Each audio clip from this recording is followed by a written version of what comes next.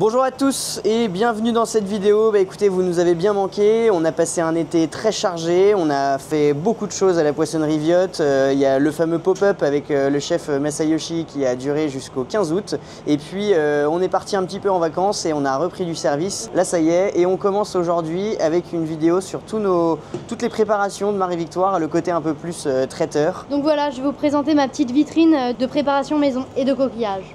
Super, et ben on te suit. Donc voilà notre vitrine de crustacés et je vais vous présenter un peu tous les produits qu'on a et surtout les transformations qu'on fait nous-mêmes. Vous les avez ici même. Alors, ici vous avez nos huîtres. Donc nous on travaille avec deux variétés d'huîtres. Une plus charnue et une un petit peu moins charnue. Elles viennent du Morbihan et elles sont élevées dans des paniers qui permettent de les muscler vraiment beaucoup. Après on travaille les palourdes et les praires. Là ce sont les palourdes. Et après vous avez les praires qui sont des plus gros coquillages avec un petit peu plus de jus. Donc souvent on prépare des pâtes bongolais, c'est-à-dire des palourdes. C'est souvent des pâtes très classiques qu'on fait comme ça. Sauf que nous on se dit vous pouvez aussi les faire avec les praires parce que ça rend beaucoup de jus et c'est délicieux. Là en ce moment c'est la saison des moules, donc on a des très belles moules. Faut pas vous inquiéter si vous en voyez quelques-unes d'ouvertes, c'est qu'en fait c'est comme le frigo est très froid, et bien elles s'endorment et elles s'ouvrent un peu, mais elles sont pas du tout mortes. Alors en revanche ces coquillages faut vraiment pas les manger quand ils sont morts. Donc là vous avez des langoustines, vous en avez des plus ou moins vivaces, mais elles sont vivantes. Donc soit on peut les manger crues, soit on peut les manger cuites à la vapeur ou coupées en deux à la plancha, c'est délicieux. La saison des oursins a commencé, c'est des oursins bretons, donc granuleux, et ils ont des langues qui sont un petit peu plus crémeuses et qui sont vraiment très savoureuses, mais c'est tout à fait différent des oursins de Galice qu'on connaît plus généralement. On a des carabineros, ça c'est des grosses crevettes elles sont crues, qui viennent de Méditerranée. Le bouquet qui vient de Bretagne, donc ça c'est vraiment les mini crevettes très formidables. Là elles viennent de Bretagne, donc elles sont bien sucrées et c'est sympa de mettre du sel quand vous les cuisez. Et là on a les crevettes bio de Madagascar, donc c'est les gambas classiques qui sont vraiment délicieuses. En vrai, nous on essaie de travailler le plus possible les produits de nos côtes, mais c'est sûr que là, faire des meilleures crevettes que les gambas de Madagascar, c'est compliqué. Voilà. Après, on arrive sur les produits fumés. Donc les produits fumés, nous on travaille avec les fumeurs d'Angresse. Donc je vais vous montrer un peu différentes choses. Là, on a l'espadon. Et là on a la truite. En fait faut se dire, parce que souvent on se dit oui en ce moment ce qui est à la mode c'est la charcuterie de la mer. Faut quand même se dire que les charcuteries de poisson, comme c'est pas des parties qui sont pas nobles, comme on peut le faire avec le porc par exemple, le porc ça coûte pas très cher, donc vous faites des rillettes, vous faites du pâté, vous faites du saucisson. Là avec les charcuteries de la mer c'est beaucoup plus cher parce que c'est des parties nobles. En fait le poisson vous êtes obligé d'utiliser donc les filets, vous êtes obligé d'utiliser des parties qu'on va manger entières quoi. Donc vous êtes obligé de l'utiliser pour le fumer et donc ça coûte très cher. C'est pas les parties qu'on jetterait si on travaillait par exemple une tête de poisson. Là effectivement ça coûterait moins cher. Là on est sur des prix qui sont très élevés. On est à 123 € du kilo pour la truite des Pyrénées. Effectivement on se dit bah si de la charcuterie c'est de la fumaison c'est hyper cher, mais en même temps c'est un produit noble. C'est pas la tête ou le cou qu'on pourrait utiliser ou les parties qui sont moins nobles de la viande. Voilà. Donc on a fait le tour des petites préparations que je ne fais pas moi et on va faire ce que je fais moi. Donc là je vais vous présenter les araignées décortiquées. Alors ça c'est un délice absolu. C'est toute la chair des araignées qu'on décortique entièrement et qu'on met en bocaux. Donc un bocal comme ça, c'est un bocal, ça fait 250 ml à peu près, ça représente une araignée d'1,5 kg et ça c'est dinguissime pour deux personnes, c'est une grosse araignée, ça représente ça comme taille, vous la mangez, vous voyez on voit les têtes qui sont là, je garde les têtes, je les passe à la machine à laver et après je les garde et ça vous la remettez dedans, c'est incroyable et vous n'avez rien à faire, c'est divin. Donc moi je fais une petite mayonnaise. La mayonnaise maison, vous la mélangez avec les araignées, c'est un délice. Donc dans ma mayonnaise, moi je fais très simple, hein. Une grosse cuillère de moutarde, un jaune d'œuf et 25 centilitres d'huile neutre bien sûr, sel, poivre, et vous portez tout, vous faites une émulsion avec ça et puis ça fait une super mayonnaise bien prise mais pas trop parce que j'aime bien quand elle est bien moutardée. On a les rillettes maison, donc ça j'en ai une là. On a le tarama maison et ça, une nouvelle petite préparation. On va faire tout goûter à Arthur et la soupe de poisson. Arthur, Oui, Marie-Victoire. Voilà. Bonjour à tous. On va vous faire goûter notre petite préparation. Alors comme vous voyez, il n'y en a pas beaucoup à la poissonnerie Viotte, des préparations maison. Première chose, c'est parce que moi je suis pas chef, donc j'ai pas envie de faire des préparations trop abouties parce que je ferais déjà mal. Et en plus de ça, il faudrait que j'ai beaucoup de condiments. Et là, ici, c'est pas une cuisine, c'est une poissonnerie. D'ailleurs, on n'a qu'un four. Voilà, on n'a qu'un four et donc on fait tout ça avec notre seul four. Donc faut vous dire que c'est choisi de faire très peu de préparation. On va pas travailler les parties nobles, comme je vous ai montré avec les feux maison. Nous, on va travailler que les parties que les gens, c'est difficile de faire chez eux, ou les parties que je jetterai. Donc c'est une poissonnerie anti-déchets. Donc voilà. Donc la soupe de poisson, comme vous voyez, elle est bien figée. Je vais pas l'ouvrir parce que ouais, j'en ai une de prête parce que si je l'ouvre, après il faudrait que je la restérilise et ce serait dommage parce que c'est quand même des bocaux de soupe qui font 800 ml, donc c'est bien pour 2-3 personnes. En fait, quand je vous dis elle est bien prise, c'est que le collagène qui donne cette texture très gélatineuse et ça veut dire qu'il y a beaucoup de poisson. Pour un bocal de soupe de 800 ml, je mets presque 1 kg de carcasse de poisson. Je vais mettre un bouquet garni. Qui dit bouquet garni dit herbe.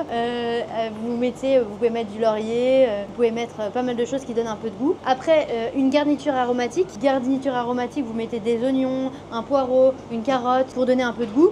Et puis après, donc avec votre tête de poisson, je vous dis un poireau, une carotte, tout ça, parce que chez vous, vous n'allez pas vous récupérer 10 têtes de bar, 10 têtes de truite, 10 têtes de machin, 2 carascas. Parce que la soupe traditionnelle de poisson, quand même, c'est des poissons de roche qui ont beaucoup de goût. Vous pouvez le faire avec n'importe quel poisson, mais vous voyez là, ce matin, j'en ai fait parce que je voulais pas avoir de déchets de bar. Et ben, vous allez utiliser énormément de bar, 2 têtes de bar pour faire 6 bocaux de soupe, et ça sera toujours moins savoureux que des poissons de roche qui ont plus de goût dans la tête. Mais bon, j'utilise beaucoup de poissons différents, et comme j'aime pas la perte, je mets, et là les puristes vont hurler, je mets des poissons gras comme la truite que vous avez là, ou les céréoles, et ça c'est des poissons beaucoup plus gras, mais comme je n'aime pas jeter, et bien je préfère les mettre quand même dans ma soupe, et mes clients l'aiment bien, donc voilà. Parce qu'elle est généreuse. Voilà, et elle est réconfortante, elle est généreuse. Ouais, on aime les soupes généreuses à la poissonnerie Viotte. Donc voilà, cette petite soupe, je mets quoi d'autre? Des tomates quand même. Et je mets de la tomate, parce que la base d'une bonne soupe, c'est quand même, vous faites bien brûler la tomate quand vous faites votre soupe, et vous faites tout bien brûler.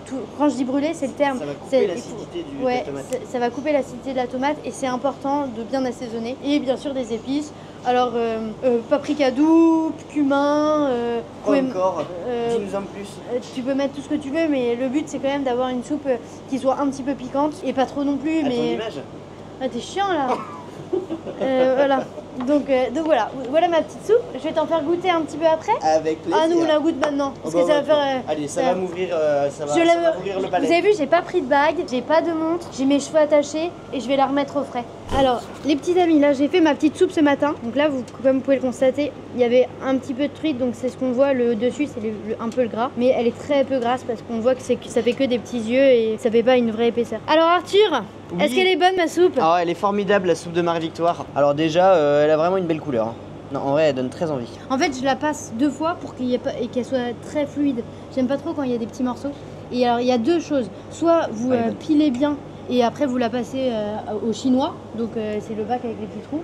Soit vous la mixez avec un peu d'arrêt, tout ça, pour donner un peu plus de texture. Donc t'en penses quoi de ma soupe? Bah écoute, elle est super bonne, elle est bien relevée, elle est un petit peu épicée. Bon, je la connais bien, mais ce qui est génial, c'est que la soupe, alors elle est toujours sur la même base, mais elle change pour plein de raisons. C'est que déjà, c'est hyper artisanal, et qu'en plus de ça, tu t'as jamais les mêmes poissons. Qu'en fait, elle se renouvelle beaucoup, ça les clients sont hyper contents, ouais, et moi aussi je suis hyper content parce qu'à chaque fois, t'as pas le... Là, tu vois, elle est hyper relevée en poisson, elle a un vrai bon goût de poisson, mais ouais, c'est très fin, c'est très bon. Alors, si j'ai un conseil quand même, c'est que si vous faites une soupe chez vous, mettez pas trop de poisson bleu. Ce que j'appelle poisson bleu, c'est thon, c'est maquereau, c'est des espèces de poissons, par exemple la sardine, qui en fait quand vous allez les faire cuire, ça va donner un goût très très poissonneux et plus salé. À part si vous aimez vraiment la sardine et vous êtes un puriste de la sardine, c'est pas trop fait pour ça au départ. Ouais, et voilà. D'ailleurs, il y a des chefs qui scindent les poissons. C'est-à-dire qu'ils font, par exemple, ils veulent faire des réductions pour faire des sauces. Ils vont faire une réduction qu'avec du thon, par exemple, ou qu'avec des poissons bleus pour avoir une réduction, donc une soupe ou une soupe réduite, par exemple, pour faire des sauces,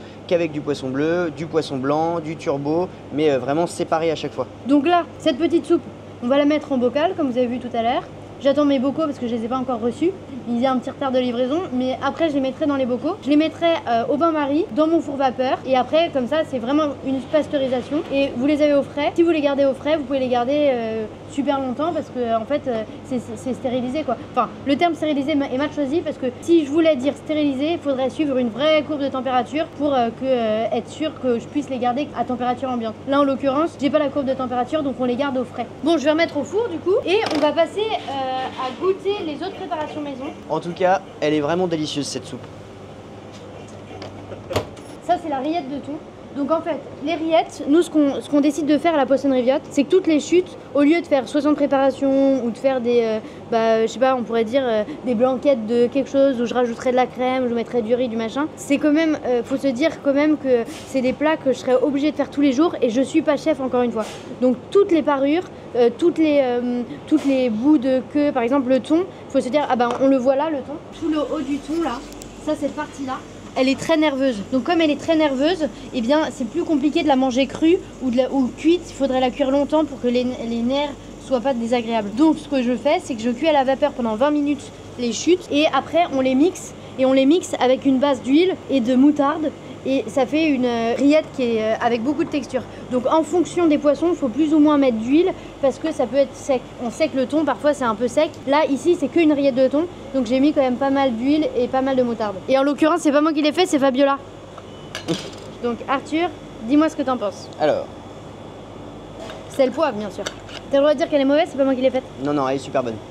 Bravo Fabiola. Déjà ce qui est agréable c'est qu'on a vraiment l'impression de manger une rillette, un peu comme on mangerait une rillette de viande et du coup c'est pas, on n'a pas un décalage entre ce qu'on sait et ce qu'on va manger donc ça c'est super agréable. Bah pareil, elle a vachement goût de poisson et surtout elle est généreuse quoi. Ouais et en fait ce que j'ai changé un truc que je faisais avant, c'est que je les mixe au mixeur plongeur et ça en fait ça donne un côté très crémeux, c'est super bon. Ouais, non vraiment super bon. Honnêtement c'est assez copieux parce que là c'est un bocal pour bien 4 personnes quand même. Même plus hein, parce que c'est quand même une rillette de 230 ml donc dans le commerce c'est souvent moins de la moitié que vous achetez. Donc par exemple pour vous donner un ordre de prix, un pot de rillette comme ça de 230 ml de la poissonnerie Viotte donc avec des poissons d'exception, je le vends 10 € en petit pot en verre. Faut se dire que du coup dans le commerce un petit pot de 90 grammes c'est vendu, des bonnes rillettes c'est vendu minimum 5 €. Voilà donc on n'est pas beaucoup plus au-dessus du marché et notre but c'est pas de beaucoup marger sur ces pots là, c'est justement de ne pas avoir de perte. Donc on a envie de vendre ces rillettes là. Voilà. Donc on en parlera dans une autre vidéo des prix, mais c'est important de se dire que nous, le but à la poissonnerie, c'est quand même de toutes ces parties un petit peu moins nobles, de ne pas avoir de pertes et de ne pas jeter, parce qu'encore une fois, nous travaillons des produits sauvages pour la plupart, et c'est de vous dire qu'un thon qui a 15 ans ou qui a 10 ans, je sais pas la taille de ce thon-là, mais la moitié est partie à la poubelle parce que c'est des parties moins nobles, c'est quand même hyper dommage. Donc on va passer à une autre préparation, mes petits amis, le poulpe. Alors ça c'est la nouveauté à la poissonnerie Viotte, le poulpe. Donc là, je l'ai mis en conserve comme mes soupes, c'est-à-dire qu'au frais, vous pouvez le garder un temps indéfini parce que en fait il est pasteurisé. Donc le poulpe c'est un produit qui est vraiment délicieux, mais quand vous le recevez frais c'est compliqué à travailler. C'est-à-dire qu'en fait un poulpe c'est très caoutchouteux, vous êtes obligé de le cuire soit à la vapeur, soit de le taper avec un poids, soit avec un marteau pour l'attendrir, soit vous êtes obligé de le congeler, enfin il y a beaucoup de préparations. Et donc les gens, quand ils en achètent chez vous, soit ils sont connaisseurs, ils adorent ça, ils sont capables de passer 3 heures à cuire leur poulpe chez eux, le préparer machin, soit ils en achètent pas. Donc moi j'ai en l'occurrence à la poissonnerie, surtout comme on est spécialisé dans les poissons et dans les chairs de poisson, on en travaille moins, mais je me suis dit c'est quand même trop dommage de ne pas travailler le poulpe qui est un super produit. Donc ce que j'ai fait c'est que je me suis dit je vais vous les cuire moi-même. Donc j'ai mis en conserve dans le bocal une cuillère de sel et après vous pouvez le ressaler et ça cuit 1h30 à la vapeur dans le bocal. Donc ce que vous voyez c'est le jus de poulpe. Ah oui ça donne trop envie là. Et là, honnêtement, alors encore la rillette, le tarama, les choses, je les connais, mais là c'est la première fois que je goûte la préparation de Marie-Victoire. Donc là, vous voyez, c'est hyper tendre. Normalement, j'aurais mis 20 ans à le couper. Là, ça coupe direct. Allez Arthur, fais-toi plaisir. Trop cool. En plus, j'adore le goût. Tu peux saler, poivrer, ajouter un petit peu d'assaisonnement. C'est super bon. Et alors, ce que vous pouvez faire là, on va la sortir pour vous montrer. Vous pouvez le repasser à la poêle pour le griller un peu. Parce que là, surtout la gélatine là. Ouais, il est juste cuit à la vapeur. C'est une dinguerie absolue ça. Ça, la petite gélatine là, c'est hyper iodé. C'est trop bon. C'est une confiture de coin. Non, je plaisante, c'est vraiment le jus du poisson. Voilà, mais vraiment, alors c'est hyper tendre, hein. Vraiment, je sais pas comment vous pouvez vous en rendre compte. Tu coupes à la cuillère. Vous croquez dans quelque chose qui a une texture qui peut s'approcher un petit peu de la crevette, donc c'est légèrement croquant, mais en même temps pas du tout dur à mâcher. C'est super iodé, et en même temps sucré, c'est ça qui est paradoxal. La gélatine là, elle est vraiment sucrée, il y a un goût de dingue. Après, c'était quoi comme poulpe? C'était un gros poulpe? Les tentacules, elles pouvaient faire ça. C'était des poulpes vendéens. Un poulpe de 2 kg quoi? 1,5 kg. Okay. J'avais 2 poulpes et j'ai fait une quinzaine de pots. C'est hyper bon. Alors ça, et vraiment, en plus le poulpe, c'est, ouais, j'insiste parce que c'est vraiment un produit très chiant à travailler, hyper compliqué à cuire et tout, mais alors là, vous servez ça, vous mettez ça dans votre salade ou vous mettez ça avec une petite sauce. Tu veux goûter? C'est trop bon. Voilà, et ça tu le revends aux clients? Ouais, bien sûr. Ouais, on leur dit pas. Dernière préparation les amis. Bon, je suis en transition sur les pots en verre pour arrêter le plastique. Je suis en transition sur les pots en verre pour arrêter le plastique, mais bon, c'est la fin, c'est la rentrée. Nouveau départ. Donc là, on a un tarama maison. Ce tarama, je le fais avec les... Amour. Ouais. Et avec les œufs des fumoirs d'Angresse. Donc le fumoir d'Angresse, c'est un fumeur qui est à Osgore. Salut Jean-Félix. et en fait, j'ai testé plein de recettes de tarama. En fait, la première fois que au départ, j'achetais du tarama avec lui et c'était très bien. La seule chose, c'est que en fonction des demandes, je voulais des plus grands pots, machin. Et puis, en fait, j'avais envie de tester de faire mon tarama. Et un jour, il y a un mec qui me dit, oui, j'ai un baptême, machin. Est-ce qu'on pourrait, vous pouvez me faire 2 kilos de tarama? Je dis, oh là, bah écoute, je vais tester. Donc j'ai testé toutes les recettes. Il y en a qui mettent du citron, il y en a qui mettent du lait, il y en a qui mettent du pain de mie, il y en a qui mettent les trois, il y en a qui mettent de la crème, il y en a qui mettent de l'huile d'olive. De l'huile d'olive et en fait je me suis dit. On sent qu'il y a un sujet huile d'olive. Ouais. Et en fait je me suis dit je vais tester comme je l'aimerais moi. Je suis pas du tout un génie, je suis encore moins un chef. La seule chose c'est que je me suis dit nous on est une poissonnerie, on va essayer de faire les trucs le plus simple possible. Donc on va prendre des œufs de cabillaud fumés de qualité. Et là j'insiste sur le terme qualité parce qu'en fait. Si vous en prenez pas de qualité, la peau qui entoure les œufs, la petite membrane, elle peut être très caoutchouteuse, très compliquée à séparer des œufs. Et si c'est mal fumé, pas assez machin. Ouais, puis il y a vraiment des questions de dosage, de temps de fumage, de salage, etc. C'est vraiment un savoir-faire. Ça peut être trop amer, ça peut être pas assez amer, ça peut être. On en a testé quelques-uns quand même. Ouais, on en a testé quelques-uns. Du coup, je me suis arrêtée sur ces œufs que j'aime beaucoup. Donc vous grattez bien les poches d'œufs de cabillaud, vous donc fumez, vous mettez un peu d'eau dedans pour détendre, vous mettez sel, poivre à votre convenance, pas trop de sel, hein, mais un peu quand même. Et puis par 200 g d'œufs, vous mettez un jaune d'œuf de poule. Et puis après, vous portez à émulsion avec un robot ou un mixeur plongeur. Le fouet, ça sert à rien parce que le but, c'est que ça mixe les deux en même temps. Il faut vraiment qu'il y ait vraiment un truc très très fort qui mixe très très vite. Et là, ça donne un tarama qui, comme vous pouvez le constater, est très... alors moi j'aime bien quand il est comme ça, vous pourriez moins le mixer que ça. Moi j'aime bien quand il est très crémeux, qui se tient beaucoup, un peu comme une mayonnaise quoi. Mais une mayonnaise très très prise. Ces œufs de cabillaud mélangés comme ça fait un tarama, pas trop amer mais bien amer quand même, doux et en même temps bien salé. Et puis voilà. Écoute Arthur, dis-moi des nouvelles. Alors là, moi je dis pas non. Je ferme le pot avant qu'il rentre. J'ai pris une énorme cuillère. C'était bon? Mais c'est trop bon, c'est vraiment super bon. Alors là pour le coup, moi ça je pourrais en manger un pot tous les petits déjeuners, mais ouais trop bon. En vrai on remplace le beurre par ça, c'est bien plus... non mais carrément. C'est plus protéiné, c'est délicieux. Ouais, super bon.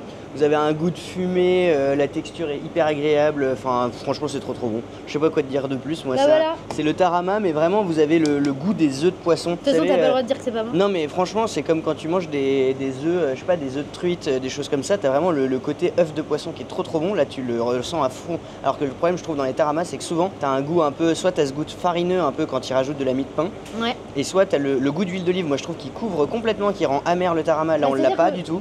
Souvent quand vous mettez de l'huile d'olive, vous mettez 2 amertumes. Le problème quand vous mettez, enfin c'est pas un problème, hein, vous pouvez, mais il y en a comme ça ouais. Pour équilibrer différentes saveurs, et ben c'est quand même cool d'avoir une amertume, un sucré, un salé. Mais le problème c'est que si vous ajoutez 2 amertumes, donc là vous avez les œufs qui sont amers, plus de l'huile d'olive, ça casse le truc, il y en a un qui prend le dessus. Ouais. Voilà. Et puis franchement, on voit la qualité des œufs. Parce que là, tu le sens, Jean-Félix, bravo. Hein. Ouais, c'est trop vraiment, bon. C'est vraiment super bon. Formidable. C'est pas trop fumé, ça prend pas la bouche. Enfin, perfect. Tu as mis la Marie-Victoire Touch. Eh bien, j'espère que cette vidéo vous a plu. En tout cas, je vous souhaite une bonne journée et à bientôt à la Poissonnerie Viotte.